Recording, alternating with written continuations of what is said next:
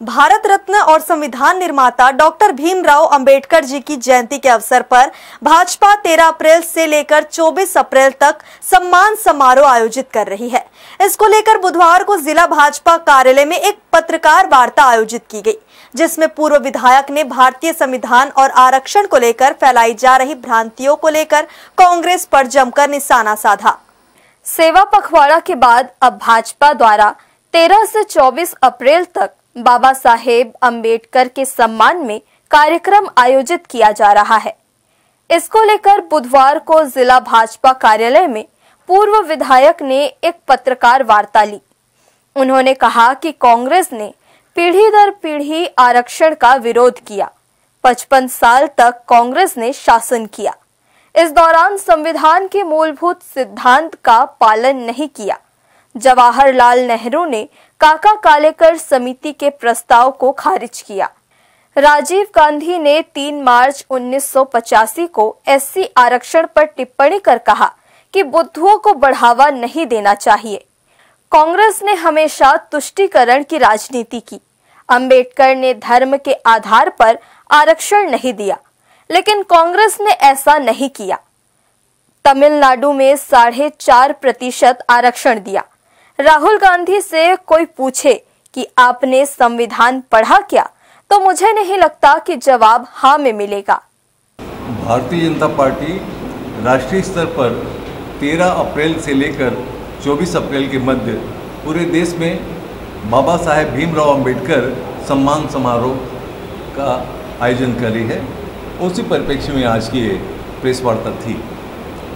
पिछले कुछ समय से आपने देखा होगा, पिछले चुनाव लोकसभा चुनाव के समय से ही कि देश में 2-3 चीज़ों पर विपक्षियों के द्वारा, विशेषकर कांग्रेस के द्वारा आम जनता में भ्रांति पैदा की जा रही है, जिसमें संविधान खतरे में है।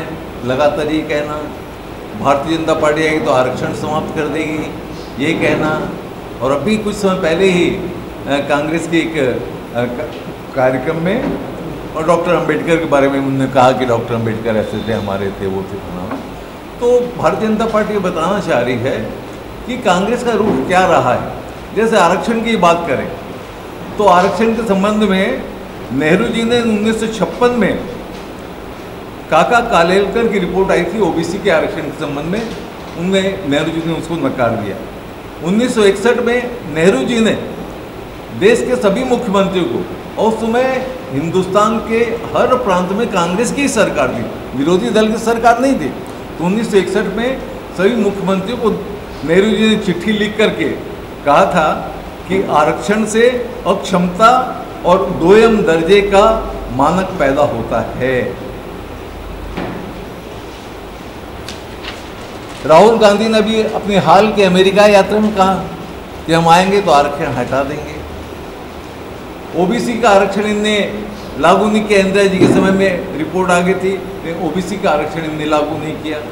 तो ये आरक्षण के बारे में इनका एक दोहरापन रहा कि जब इनका अवसर था, जब इनके पास समय था, तो सभी ने, चाहे वो नेहरू जी हों, इंदिरा जी हों, राजीव गांधी हों, राहुल गांधी हों, तो आरक्षण के प्रति इनके जो विचार है वो मैंने आपको बताया। पूर्व विधायक ने कहा कि पूर्व प्रधानमंत्री जवाहरलाल नेहरू ने बाबा साहेब के सामाजिक और राजनीतिक जीवन को समाप्त करने का षड्यंत्र रचा। कांग्रेस ने बाबा साहेब का तैलचित्र कभी भी संसद भवन में लगने नहीं दिया, न ही उन्हें भारत रत्न देने की पहल की, जबकि वे इसके हकदार थे। वही राजीव गांधी जीवित थे तो उन्हें भारत रत्न मिल गया। हर्ष न्यूज के लिए श्याम देवकर की रिपोर्ट।